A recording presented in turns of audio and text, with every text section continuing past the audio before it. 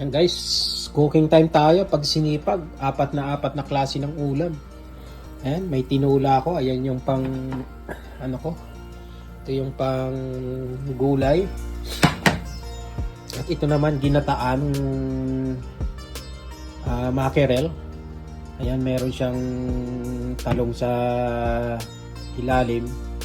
Ayan, may luya, may bawang, may sibuyas, at isang pirasong kamatis, at may siling labuyo. Ayan. At ito yung aking gagamiting gata guys. Ayan. And may adobo tayo. Ayan. Adobo para yung mga bata. So ano, kung ano yung gusto nilang unahin. Yung mga ulo ng mackerel, piprituin ko. Ayan, ito. So yun guys. Masarap na panggabihan ito ngayon guys. Lagay na natin yung ating gata.